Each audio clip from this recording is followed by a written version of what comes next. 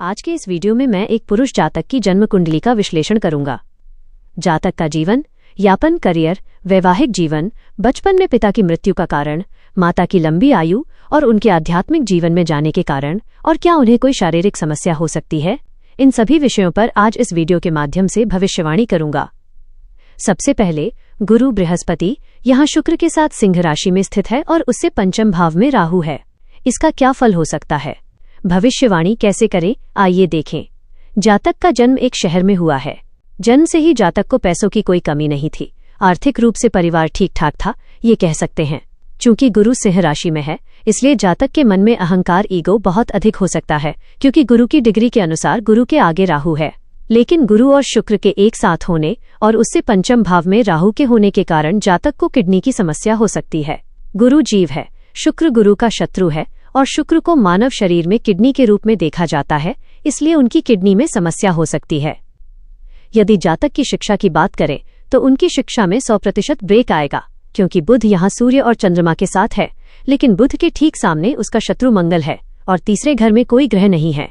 चौथे घर में राहु है और उससे पांचवें घर में शनि है, इसलिए कह सकते हैं कि उनकी शिक्षा बहुत अच्छी नहीं होगी और पढ़ाई में ब्रेक आ सकता है।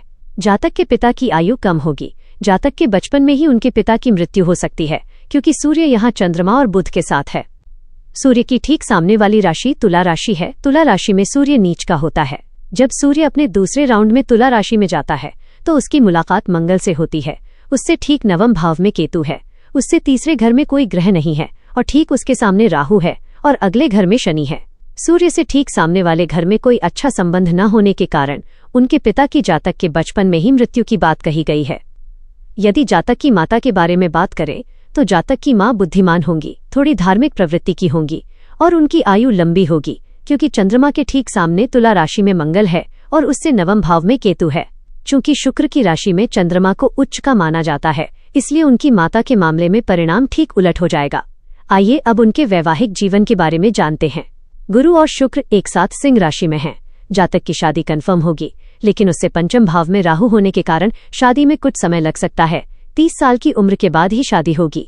जब भी हम किसी पुरुष जातक का चार्ट देखते हैं तो शुक्र को उनकी पत्नी का कारक मानते हैं।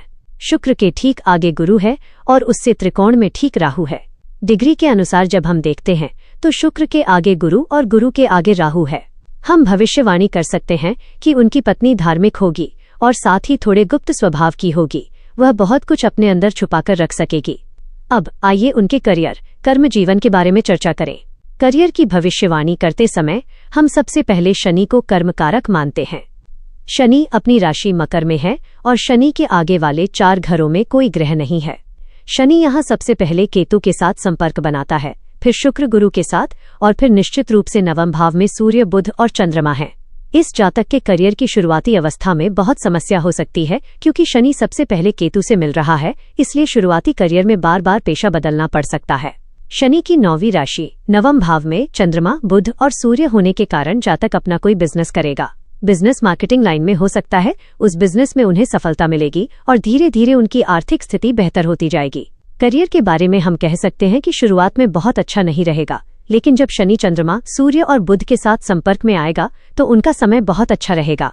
इस तरह से आप भी भविष्यवाणी कर सकते हैं BN भृगुनंदी एस्ट्रोलॉजी के नियमों का पालन करके। यदि आप RG राव की किताब पढ़ेंगे तो देख पाएंगे कि वे भी इसी तरह की भविष्यवाणी करते हैं। पूरी भविष्यवाणी कारक तथ्यों पर आधारित होती है। यदि आपको यह वीडियो अच्छा लगा हो तो वीडियो को लाइक करें और यदि संभव हो तो दोस्तों के साथ शेयर करें। यदि कुछ समझने में परेशानी हुई हो तो कमेंट कर सकते हैं। मेरे इस फेसबुक पेज को जरूर फॉलो करें। चलिए अगले वीडियो में मिलेंगे। सब अपना ख्याल रखें।